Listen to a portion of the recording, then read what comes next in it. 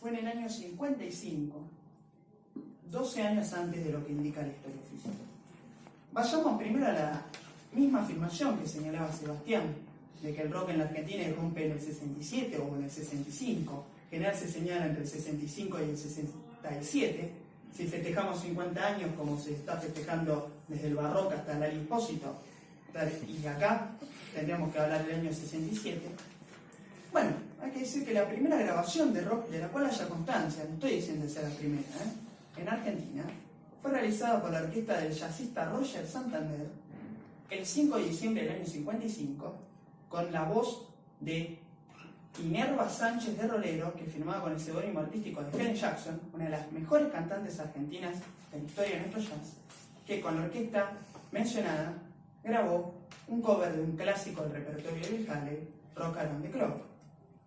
Este disco pionero no fue mencionado en ningún libro de rock, en ningún artículo periodístico, nunca ha sido reeditado en CD, en cassette, ni en vinilo porque es un disco de pasta, nunca fue digitalizado en internet, solo ha sido mencionado en el apéndice de un excelente libro sobre la historia del jazz argentino, hoy descatalogado, escrito por el arquitecto Ricardo Ricetti.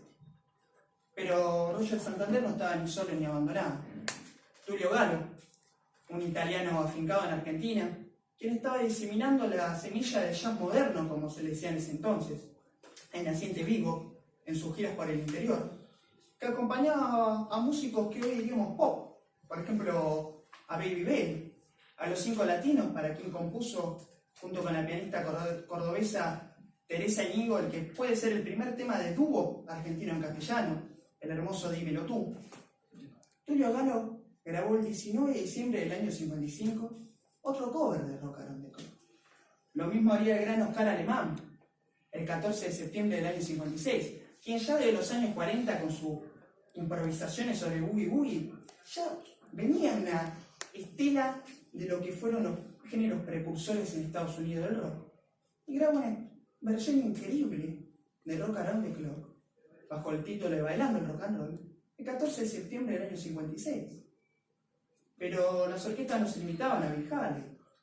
Luego tuvimos al eximio vibrafonista Waldo Norton, quien en noviembre del 56 grabó un cover de un clásico del repertorio de Elvis Presley, Don't Be Cruel, No Seas Cruel. Y a principios del año 57 sumaría un cover de otro clásico del repertorio de Elvis, Hound Dog, Perro de Casa o Perro Feroz, depende de quién lo traduzca.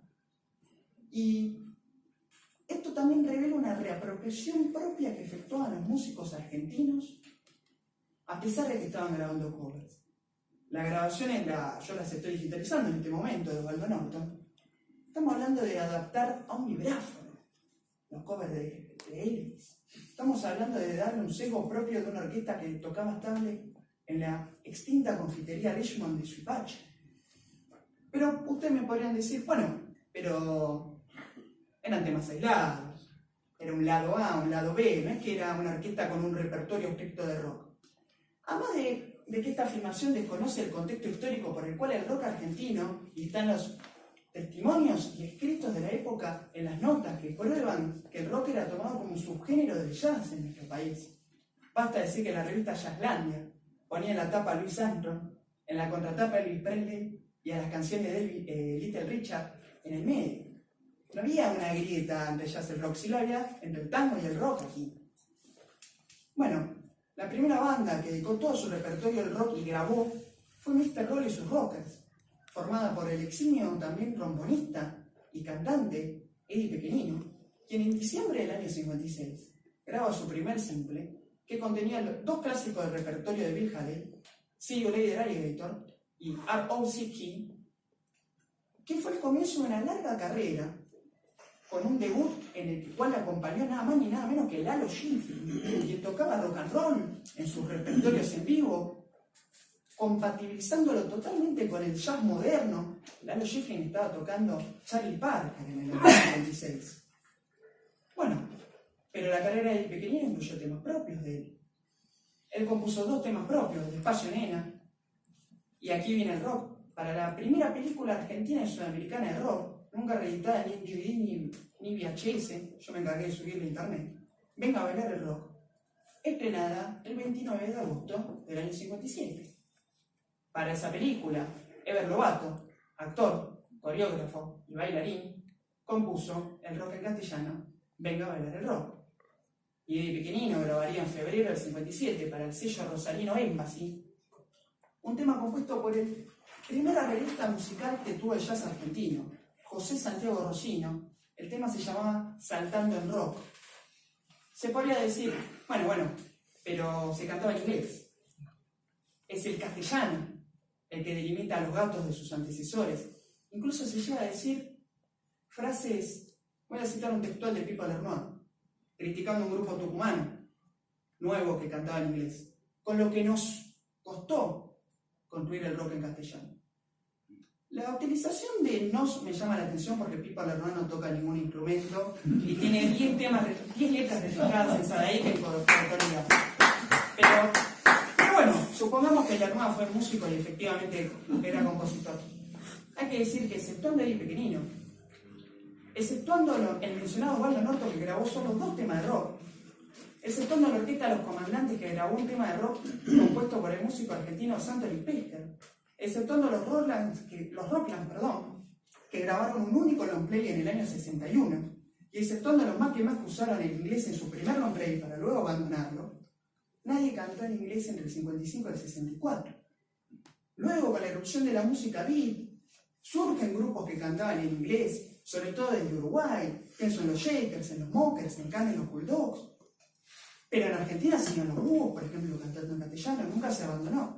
Por lo tanto, la verdad que decir que se funda el rock argentino en castellano en el año 67 no solo es discutir, bueno, esta fue la primera grabación, esta no es un tema de neurosis obsesiva, es un tema de que se parecen a aquel personaje de Lutiers que fundó Caracas cuando ya estaba fundada. Se podría decir, bueno, pero hacían covers. Bueno, Twist and Show es un cover de los Ashley Brothers, por ejemplo.